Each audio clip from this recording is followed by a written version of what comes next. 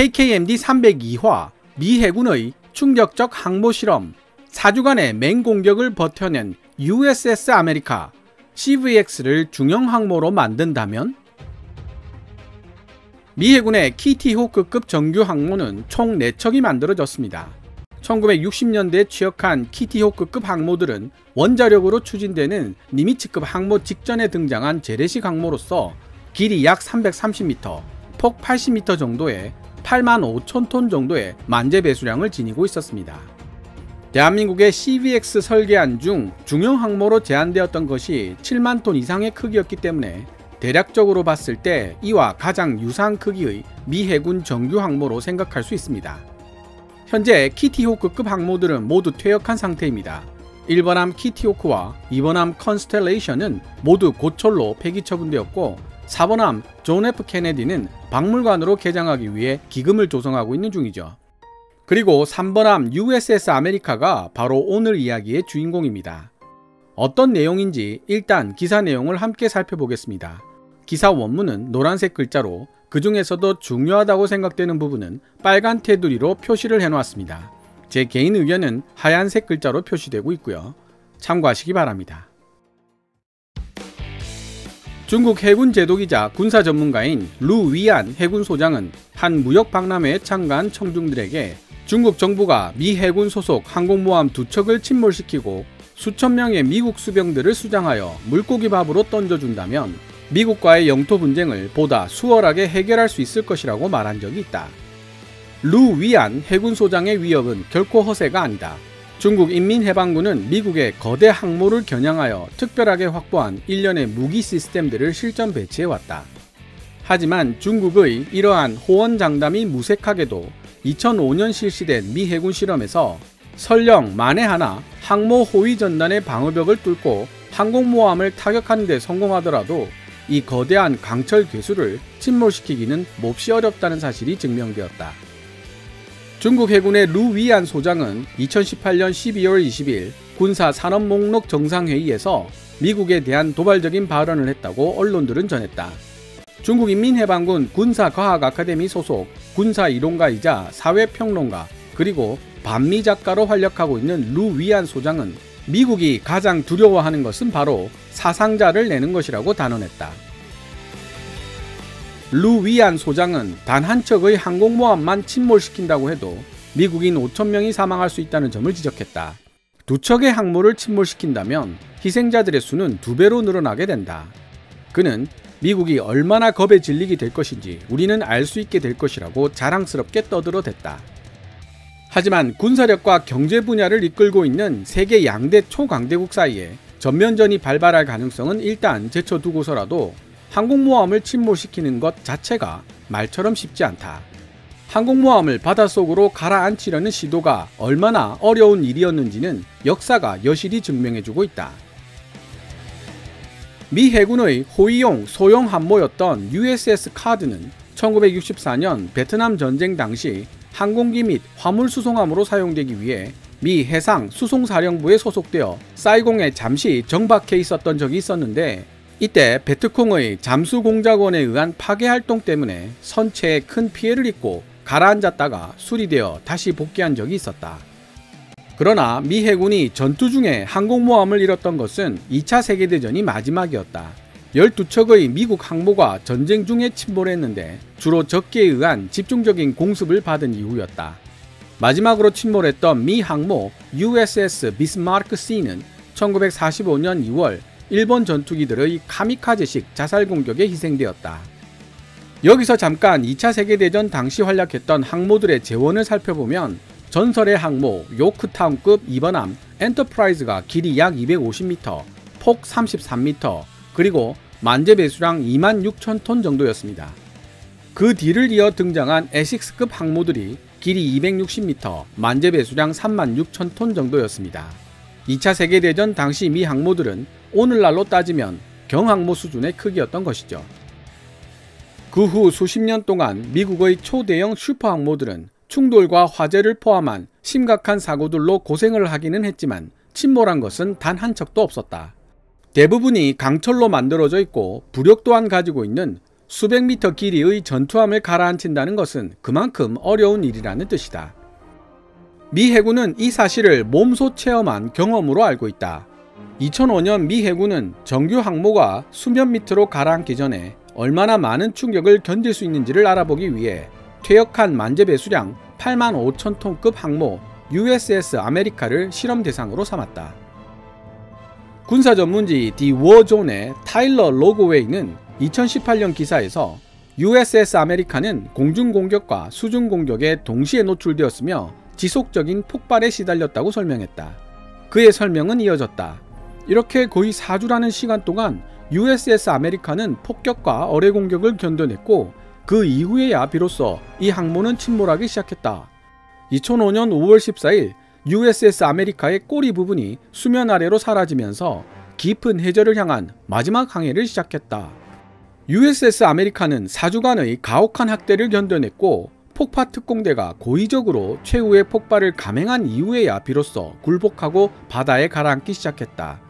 이런 사실들로 미루어 봤을 때 정규 항모 USS 아메리카가 비록 전투 중 큰 피해를 입는다 하더라도 여전히 바다 위에 떠서 그 기능을 수행할 수 있었을 것이라는 사실이 분명해졌다. 이란이 2015년 전쟁 시뮬레이션을 실시하기 위해 만들었던 미 항모와 비슷한 모양이지만 일정 축척으로 줄여놓은 부교선을 떠올려 보라. 실제 미 해군의 정규 항모에 비하면 크기도 작고 조잡하기 짝이 없는 모형이었음에도 불구하고 이 부교선은 이란군의 집중적인 공격을 견뎌냈다. 로그웨이는 기사에서 이란군이 모형 항모에 대한미사일을 퍼부어 공격한 뒤 소형 보트로 떼지어 둘러싸고 특공대를 대규모로 상륙시켰다고 보도했다. 하지만 이란의 이러한 공격에도 불구하고 모형 항모는 여전히 바다 위에 끄떡없이 떠있다. 적들이 미 해군의 정규 항모를 침몰시키려면 항모의 내구성은 둘째치고 먼저 항모를 타격할 수 있어야만 하지만 그것도 결코 쉬운 일이 아니다. 50대 이상의 전투기로 구성되는 전투비행단과 여러 척의 호위 구축함, 순양함 그리고 잠수함으로 구성된 호위 전력이 항시 항모를 호위하고 있기 때문이다.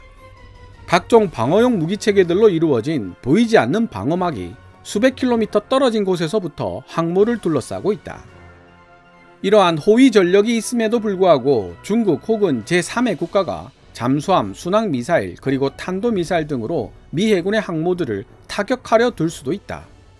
해군 역사학자 로버트 팔리는 2017년 적들이 미국의 방어망을 혼란시키고 제압하기 위해 여러 시스템을 도입할 것이라고 썼다.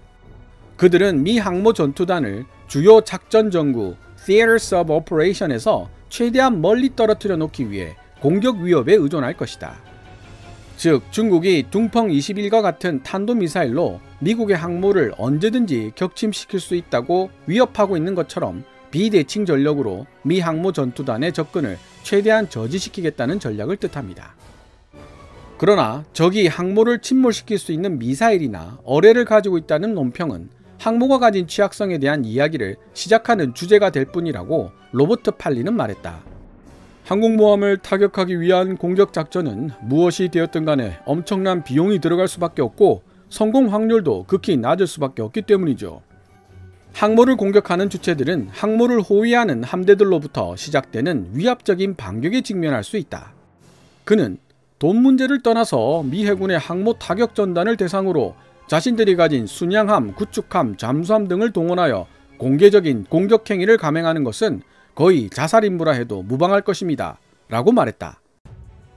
그리고 과거 9.11 테러 공격에 대한 미국의 대응이 시사하고 있는 바는 만에 하나 미 해군의 항모가 공격받고 희생자를 발생시킨다면 미국은 겁을 먹고 물러서기는커녕 피해를 입지 않은 나머지 8개, 9개의 항모 타격 전단들을 포함하여 남아있는 군사력 전부를 배후 국가에 대해 투입할 것이 분명하다는 사실이다. 로버트 팔리는 다음과 같이 질문한다. 따라서 이 거대한 강철 괴수들 중 하나를 쓰러뜨릴 수 있는 가능성이 있다고 생각하는 사람들에게 남아있는 두 가지 질문이 있습니다. 정말로 쓰러뜨릴 수 있을까요? 심지어 그렇게 할 수 있다고 해도 그 뒤에 다가올 상황을 감당할 자신은 있는 것일까요? 지금까지 2021년 7월 26일 미국 언론 National Interest가 게재한 The US Navy tried to sink its own aircraft carrier and failed. 미 해군은 자신들의 항모를 침몰시키려 노력해봤지만 실패하고 말았다를 번역해보았습니다. 각종 대한미사일과 극초음속 미사일이 등장하면서부터 일부 밀리터리 매니아들과 군사 전문가들이 항모 위기론을 심각하게 제기하고 있습니다.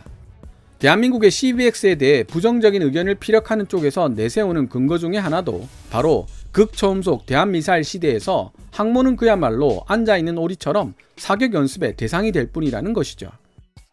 그런데 2021년 7월 26일 게재된 내셔널 인터레스트의 기사는 항모가 직접적인 공격에 취약할 것이라는 우리의 일반적인 상식을 뒤엎는 결과를 보여줍니다. 미 해군은 키티호크급 항공모함 3번함 USS 아메리카를 침몰시키기 위해 대한미사일, 함포, 자유낙하폭탄, 레이저 유도폭탄, 기관포, 어뢰, 기뢰 등등 생각할 수 있는 모든 형태의 무기들로 4주 동안이나 학대를 했지만 1960년대 기술로 만들어진 이 85,000톤급 재래식 항공모함은 끝까지 침몰하지 않았습니다. 잠수 폭파 특공대가 선체 하부에 폭탄을 심어 폭발시킨 후에야 비로소 바닷속으로 가라앉았죠. 그렇다면 최신 기술로 만들어진 10만 톤 크기의 제럴드 R 포드급의 내구성은 어느 정도가 될까요? 사실 상상이 잘 안 될 정도입니다. 그래도 중국이 공언하고 있는 것처럼 대한미사일만으로 가라앉히기는 쉽지 않을 것이라는 사실은 분명해 보이네요. 조선기술에서 세계 최상위권을 다투는 대한민국이 만약 USS 아메리카와 불과 1만 5천 톤 정도밖에 차이가 나지 않는 7만 톤 크기의 중형 항모를 만들어낸다면 그 내구도가 어느 정도가 될지를 잠시 생각해 봤습니다. 대한민국이 7만 톤 이상의 배수량을 가진 중형 항모를 보유할 수 있을지 없을지는 알 수 없는 일이지만 만약 7만 톤 이상 크기의 항모라면 미국의 정규 항모 USS 아메리카의 사례에서도 알 수 있듯이 생각보다 엄청난 내구성을 보여줄 것이라는 결론을 내릴 수가 있습니다. 물론 현재 5만 톤 가까운 크기로 논의되고 있는 CVX도 꽤 강한 내구성을 지니고 있을 것이라는 추론을 할 수 있습니다. 여기서 한 가지 더해서 잊지 말아야 할 사실은 항모는 항상 이지스 구축함 및 공격 잠수함 등으로 구성된 호위 전단의 보호를 받는다는 사실입니다. 엄밀히 따지자면 조기 경보기와 함재기를 운용할 수 있는 항모가 이들 호위 전력을 보호하고 있기도 하기 때문에 상호 보호를 하고 있는 셈입니다만 이는 조금 이따 설명을 하기로 하고요. 내셔널 인터레스트가 지적하고 있듯이 제대로 기능하면서 서로를 보호하고 있는 항모전단을 대상으로 대한미사일이나 잠수함의 어뢰가 방어망을 뚫고 항모를 타격하는 임무는 무척 어려운 일이 될 것이라는 사실도 알 수 있습니다. 사실 항모와 호위 전력의 관계는 개인적으로도 궁금한 부분이 많은 주제이기 때문에 외신을 검색할 때면 늘 주의 깊게 살펴보는 주제인데요. KKMD 266화 인공위성으로 항모 찾기는 쉽다 어렵다? 중국 극초음속 미사일은 항모에게 어느 정도의 위협일까? 편도 사실 이런 저의 궁금증을 풀어나가기 위한 자료 수집 과정 중에 발견한 내용들 중 일부를 정리해 놓은 영상입니다. 인공위성에 대해서 먼저 확인하고 넘어가야 할 것은 개전 상태가 된다면 1순위로 가장 먼저 공격당할 시스템이 바로 정보 감시 및 정찰 ISR 자산이라는 사실입니다. 가장 많은 수의 군사용 인공위성을 보유한 미국에 대해 중국이 틈만 나면 공언하고 있는 부분이기도 하죠. 반대로 미국도 상대방의 눈과 귀를 봉쇄하기 위해 ISR 자산부터 파괴시킬 것이 분명합니다. 따라서 평상시에 인공위성으로 항모 전단의 위치를 파악할 수 있다는 이유로 전시에도 마찬가지일 것이다 라는 결론을 내리는 것은 큰 실수가 될 수 있습니다. 또한 항모 전단이 가진 효용성들 가운데 존재 그 자체로 상대방에 압박을 가한다는 현시 효과도 큰 몫을 차지하기 때문에 평상시에는 필요에 따라 의도적으로 항모 전단의 위치를 인공위성에 노출시키는 경우가 있다고 보는 것이 옳을 것입니다. 전시 상황에서 정보 감시 및 정찰 ISR 능력의 확보라는 측면에서도 항모는 매우 큰 효용성을 지니고 있습니다. 레이더판은 빛처럼 직진하는 성질을 가지고 있기 때문에 이지스 구축함이나 지상 레이더 기지에서 방사하는 레이더판은 지구의 둥근 공면에 가려지게 되어 먼 거리까지 탐지가 어렵습니다. 하지만 항공기는 경우가 다르죠. 공중에서는 지구 공면에 영향을 받지 않고 레이더 탐지가 가능하기 때문입니다. 따라서 공중에서 적의 동태를 감시할 수 있는 E-2D 같은 조기 경보기나 F-35, FA-18 함재기를 해상에서 운용할 수 있는 항모 전단은 공격 및 방어를 위한 탐지 거리를 비약적으로 증가시킬 수 있습니다. 우군 전력들이 탐지한 표적 정보 등을 데이터 링크를 통해 실시간으로 공유하고 정보들을 입체적으로 분석한 후 공격 자원들을 하나의 네트워크로 연결하여 표적 공유 능력과 교전 능력을 강화한 것이 협동 교전 능력 CC이며, 이를 E-2D F-35와 같은 해군 항공기를 결합하여 더욱 확장 발전시킨 것이 바로 해군 대공통합 화력 통제 니프카입니다. 좀 더 세부적으로 설명한다면, 먼저 항모전단 내의 공격 자원들을 하나의 네트워크로 묶어서 A 전투함이 획득한 정보로 C 전투함이 대상을 공격할 수 있도록 만든 전투 시스템이 바로 협동교전 능력 CEC이며, CEC의 핵심은 대공교전 능력에 있습니다. 특히 극초음속 미사일처럼 속도가 빠른 대공표적을 협동교전하기 위해서는 정밀한 표적 정보를 실시간으로 공유할 수 있어야 하는데요.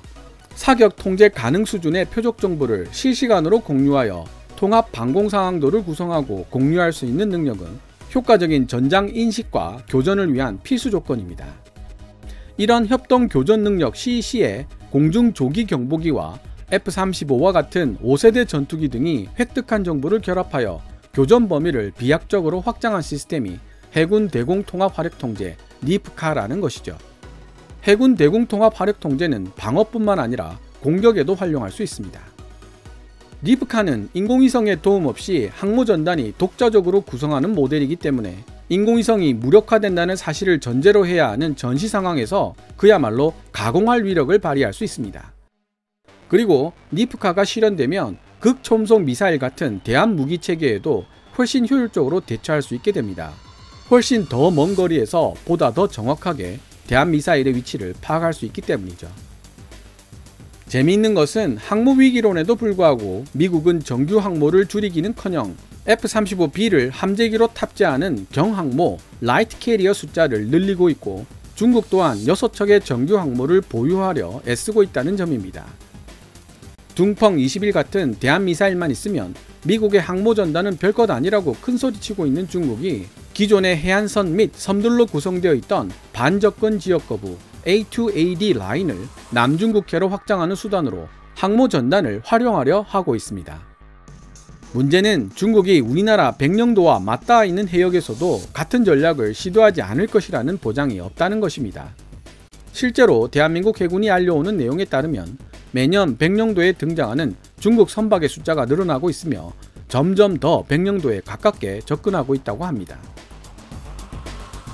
현재 대한민국 해군이 구상 중인 만재 배수량 5만 톤의 CVX는 미 항모와 비교해보면 부족한 점이 많은 것이 사실입니다. 오늘 소개한 내셔널 인터레스트 기사에 나오는 미 항모의 괴물 같은 맷집이 CVX에서 얼마나 구현될지도 알 수 없는 일이고요. KF-21의 미래에 대해서는 어느 정도 추론을 하고 예상을 할 수 있는데, 솔직히 항모에 대한 이야기를 하기엔 제가 아는 지식이 너무나도 얕고 부족하다는 사실을 통감하고 있습니다.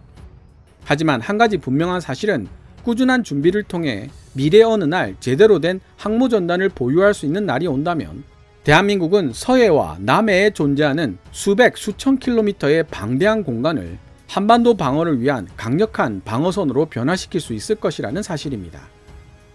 미사일이 되었든 전투기가 되었든 무조건 한반도 밖에서 막아내는 것이 중요합니다. 한반도 그 자체를 방어선으로 삼겠다는 한반도 불침 항모로는 결국 한반도를 전장으로 삼겠다는 뜻입니다. 영화 미드웨이에서도 볼 수 있듯이 항모는 언제나 집중적인 공격 대상이 되기 때문에 한반도를 불침 항모로 삼는다면 당연히 엄청난 부수적 피해가 발생할 수밖에 없습니다. 우리 생활 터전에 대한 피해를 최소화시키면서 적의 공격을 막아내기 위해서 바다는 중요한 방어 라인이 되어야만 합니다. 그리고 미국은 이러한 바다 위의 방어 라인의 중심에 10만 톤 무게의 원자력으로 움직이는 강철 괴수를 배치시키고 있는 것입니다. 오늘 KKMD에서 준비한 내용은 여기까지입니다. 좋아요와 구독 신청은 제작자에게 큰 힘이 됩니다. 방송된 내용들은 KKMD 블로그에서도 읽어보실 수 있으며 후원 멤버로 가입해주시면 영상 제작 지원과 더불어 업로드된 영상을 더 일찍 만나보실 수 있습니다.